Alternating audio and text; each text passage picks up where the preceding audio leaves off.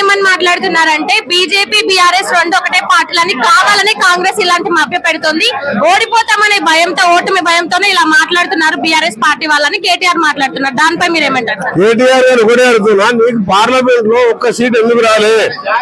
నువ్వు 16 పార్లమెంట్ సీట్లలో విత్డ్రా చేసుకుని బీజేపీకి సపోర్ట్ చేయబట్టే బీజేపీకి ఎన్ని సీట్లు వచ్చినాయి? నువ్వు 10 ఏళ్ళు మీ గవర్నమెంట్ ఉండే ఒక ఎంపీ సీట్ ఎందుకు గెలవలే? దీనికి సమాధానం చెప్పారు ఆయన.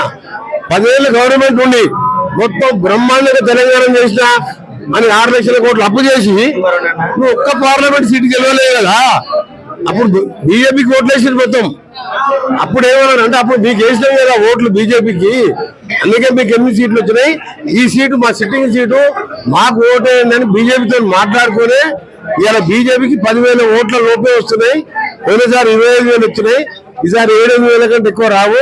మీరు బీజేపీ కార్యకర్త ఎక్కడ చూడండి ప్రచారం, ఒక కేంద్ర మంత్రి వచ్చిందా? గతంలో కొన్ని హుజురాబాద్ మునుగోడు బై ఎలక్షన్లు అయితే ముఖ్యమంత్రులు వచ్చిన ప్రచారానికి అమిత్ షా వచ్చింది. ఇప్పుడు ఎందుకు వస్తలేరు? అంటే బీజేపీ బీఆర్ఎస్ గీస్తుంటే అగ్రిమెంట్ అయిపోయినట్టు మాకు క్లియర్ కట్ గా సమాచారం ఉన్నది. ఒక మినిస్టర్ నాకు గత మాత్రం తెలియదా వాళ్ళ సంగతి? అయితే మరి రేవంత్ రెడ్డి బీజేపీ వాళ్ళతో సంబంధాలు పెట్టుకుంటున్నారు, కేంద్ర మంత్రితో ఏమంటే ఢిల్లీలో రాయబారాలు కూడా నడుపుతున్నారని మాట్లాడుతున్నారు. మరి దానిపైన ఏమంటారు సార్? ఇది పెద్ద జోక్. అది దేశంలో బీజేపీ కొట్టారనే కాంగ్రెస్ పార్టీ రాహుల్ గాంధీ ఖర్గే మననే చెప్పిండు ఆర్ఎస్ఎస్ బీజేపీ సమన్వయ గురించి. దేశం మొత్తం మీద భారత్ జోడో నఫరత్ జోడో అని యాత్ర చేసింది రాహుల్ గాంధీ. బీజేపీని ఎదుర్కొనే ఏకైక party secular party Congress party.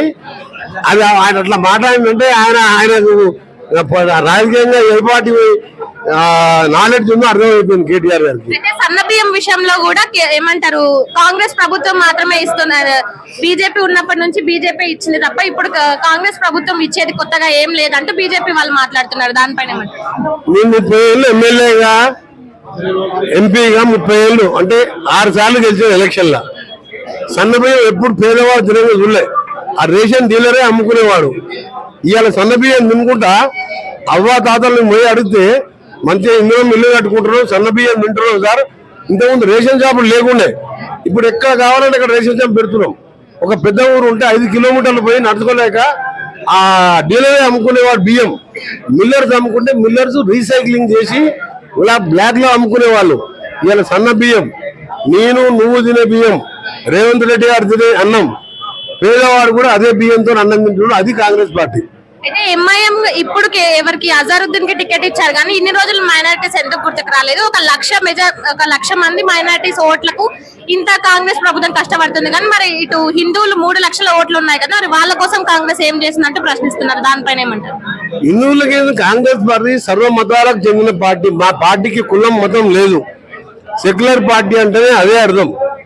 నేను ఇప్పుడే చెప్పినా కదా, కాంగ్రెస్ పార్టీ అంటే ఆయన భారత్ జోడో నఫరత్ చూడో అంటే ఒక కులాల మీద నఫరత్ మీరు ద్వేషం పెంచుకోకండి, అందరం కలిసి ఉందామని కాంగ్రెస్ పార్టీ ఓటేమని ఎక్కడ అడగలే. యాత్ర 4,000 కిలోమీటర్లు ఎక్కడ కాంగ్రెస్ పార్టీ పేరెత్తలే రాహుల్ గాంధీ.